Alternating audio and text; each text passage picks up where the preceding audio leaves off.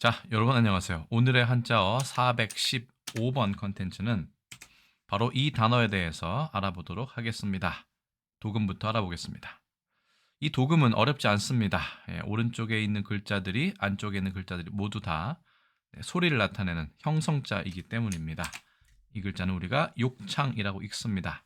병으로 오랜 시간을 누워 지내는 환자의 엉덩이나 등이 개개어서 생기는 부스럼이다. 압력, 궤양이라고도 한다. 욕창이라는 단어 많이 들어보셨을 겁니다. 당연히 왼쪽에 있는 그리고 이렇게 감싸고 있는 이 글자들이 모두 다 의미를 나타내고 있는 부수들입니다. 한 글자씩 살펴보도록 하겠습니다. 첫 번째 글자는 요욕자인데요. 설문의자에는 지금 우리가 쓰고 있는 이 글자 아니고 풀초가 들어가 있는 이 요욕자가 들어와 있습니다. 옆에 괄호 안에 되괄호 안에 있는 것은 깔게, 깔다 할 때 자자, 핑계할 자자입니다. 깔게라는 뜻이죠. 갑골문, 근문은 발견하지 못했고 소잔체만 이렇게 나와 있습니다. 풀초자가 있는 이 요욕자만 설문의자에 나와 있는데 허시는 이 글자를 오래된 풀에 다시 살아나는 것을 얘기한다. 그러니까 풀이 죽었다가 다시 살아나는, 그래서 뭔가 풀이 많이 수북하게 나 있는 모습을 그린 것 같습니다. 풀초는 뜻이고 오른쪽에 있는 욕될 욕자는 소리를 나타낸다. 형성자로 보았습니다. 그리고 우거질 망자가 들어가 있는 이 글자도 이체자로 보았습니다. 근데 우리는 이 글자를 이렇게 볼 수 있습니다. 그렇죠? 이거는 옷의자이죠. 그리고 이것은 욕될 욕자입니다. 욕되다는 것은 원래 농사를 짓는 농기구를 뜻합니다. 그걸 손으로 가지고 풀을 베거나 농사를 짓는 것인데 그것이 상당히 고되고 욕돼 치욕스러운 일이라고 생각할 수 있겠죠. 그렇기 때문에 침구 중에서 가장 치욕스러운 역할을 담당하는 사람의 몸무게에 깔려서 아래에 깔려있는 그런 침구는 밑에 까는 요밖에 없겠죠.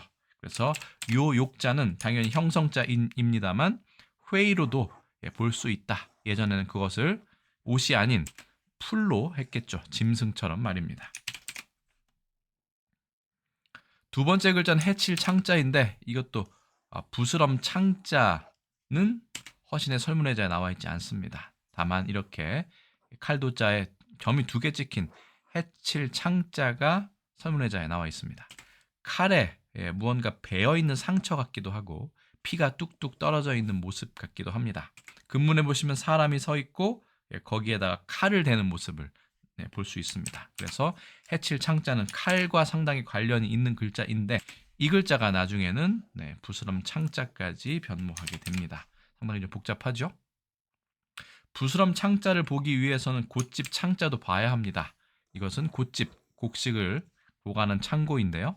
갑골문까지는 그냥 곡식을 보호하는, 그렇죠? 이렇게 지붕이 있는 움막 정도로 나타났다면 근문에서는 위에는 지붕, 뾰족하죠. 아래쪽은 땅으로부터 거리가 있게 이렇게 올려주는 돌 같은 것을 이야기합니다. 가운데에 있는 것은 창고, 곶집에 있는 창문 같은 혹은 곶집의 몸통 역할을 하겠죠. 근데 이걸 잘 보시면 이렇게 위에가 뾰족한 것을 알 수 있습니다. 이 뾰족한 것을 보고 이것이 칼과 같다, 창과 같다라고 생각했는지는 알 수 없습니다만 우리가 보통 무기 중에 창이라고 있는 창자도 나무 목자에 이 곶집 창자를 씁니다. 그리고 비롯할 창자 역지 오른쪽에 칼도자가 들어가죠. 그렇기 때문에 이 창이든 모두 다 칼같이 창같이 예리한 것으로 찌르거나 베인 상처를 뜻하기도 합니다.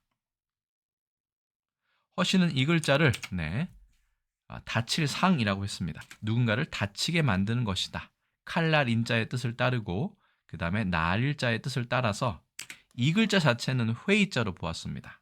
그 중에 서현은 여기에 주석을 달아서 5대 19기나 송나라 초반에 이글 해칠 창자를 지금 우리가 쓰고 있는 부스럼 창자로 속자로 쓰고 있는데 이건 잘못됐다고 이야기합니다. 하지만 어쨌든 지금 부스럼 창자는 칼로 베인 상처까지를 포함하고 있기 때문에 그 이후로도 이 부스럼 창자가 해칠 창자를 대신해서 쓰이고 있다라는 것을 알 수 있습니다.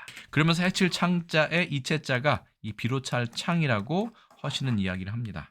이것은 칼로 베인 상처를 이야기하고 그 외에도 무언가 시작되다, 처음 시작하다, 만들다의 뜻까지 그 의미의 범위가 확대되게 됩니다. 복습해 보겠습니다. 첫 번째 글자인 준특급 요욕자의 경우에는요. 옷 중에 가장 치욕스럽게 아래쪽에 깔려있는 그 침구를 이야기하고요.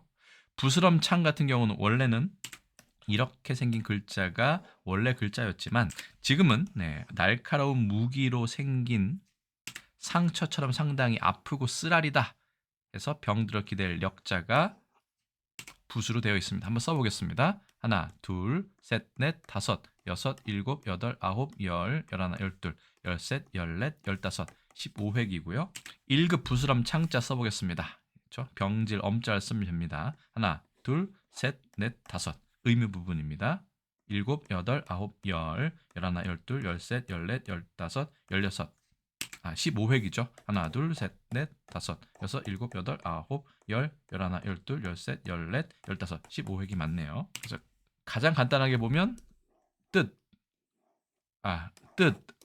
그리고 음으로 볼 수 있지만 의미의 요소도 어느 정도 가지고 있는 것으로 보인다. 라고 개인적으로 생각합니다. 자, 국어사전 보시면 욕창, 아까 말씀드린 대로 의학용어로 병으로 오랜 시간을 누워 지내는 환자의 엉덩이나 등이 개개어서, 개개이다는 말은 자꾸 맞닿아서 마찰이 일어나면서 표면이 닳거나 헤어지게 되는 것을 말합니다. 생기는 부스럼이다. 압력 궤양이라고도 한다. 궤양이 짓무름의 뜻이거든요. 그래서 이게 부스럼의 뜻도 있지만 칼로 입은 상처, 날카로운 것에 베이거나 찔린 상처도 있기 때문에 그렇게 쓰라린 어떤 부스럼을 뜻하지 않을까 생각이 듭니다. 이 부스럼 창자가 들어가는 것 중에는 두 창이 있습니다만 사실은 우리가 말하는 요 역시 이 욕에서 왔다. 뭐 중국어에서 왔는지 아니 우리말 욕에서 왔는지는 모르겠습니다만 이 요라는 우리말도 이 욕자에서 왔다고 표준국어 대사전에서 얘기합니다. 자, 계속해서 창자가 나오는 다른 단어 보시겠습니다. 말씀대로 요 있고요. 자, 산욕이 먼저 나왔네요. 산욕, 아이를 낳을 때 산모가 까는 요이지만 산욕기, 누워서 안정을 취하게 돼야 하는 시기를 줄여서 산욕이라고 얘기합니다. 대개 산후 6주에서 8주간을 이른다 라고 되어 있는데 줄여서 산욕이라고도 얘기합니다. 창자, 두 창 있죠. 천연두를 한 방에서 이르는 말이다. 우리 최근에 원숭이 두 창 설명하면서 이 두 창은 설명드린 바가 있습니다. 반창고 할 때도 이 창자가 들어갑니다. 이 창자는 부스럼이라기보다는 베이거나 찔린 상처를 이야기합니다. 칼같이 날카로운 것에. 고는 거기에 처음엔 연고를 발랐거나 아니면 점착성의 어떤 물질을 뜻하는 것일 겁니다. 반은 얽매는 것을 얘기하죠. 반창고 할 때도 이 부스럼 창자가 들어갑니다. 금창약이라는 것도 가끔 무협 영화나 무협 소설에 나오죠. 창, 칼, 화살 따위로 생긴 상처에 바르는 약을 금창약이라고 합니다. 자, 우리나라는 욕창이라고 얘기하고요. 중국에서는 루창이라고 얘기합니다. 일본에서는 조크소라고 얘기를 하는데 우리나라를 제외한 중국과 일본에서는 이 욕자를 아까 말씀드린 풀초가 있는 이 욕으로 쓰기도 합니다. 우리나라만 옷 의자 부수가 있는 욕으로 쓰고 있습니다. 영어로는 bad sore 정도로 볼 수 있겠는데 이거 자체가 침대에서 쓰라린 것 이렇게 통증을 생각하시면 되겠습니다. 조선왕조실록에는 이 욕창이라는 단어가 나오지는 않고 있고요. 자, 일제강점기에는 욕창이라는 표현이 신문에 보이고요. 그 다음에 1994년 광복 이후 거의 최근까지 지금도 그렇지만 욕창이라는 표현이 신문 지상에 쓰이고 있는 것을 알 수 있습니다. 그래서 오늘의 한자 415번 컨텐츠는요.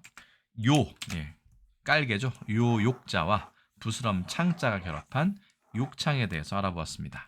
형성자로 보면 가장 깔끔한 자원풀이가 되겠지만 저는 이 욕자와 욕될 욕자와 고집 창자가 어느 정도의 의미를 부여하고 있다 이렇게 생각합니다. 여러분들의 의견 댓글로 알려주시고요. 제가 준비한 건 여기까지입니다.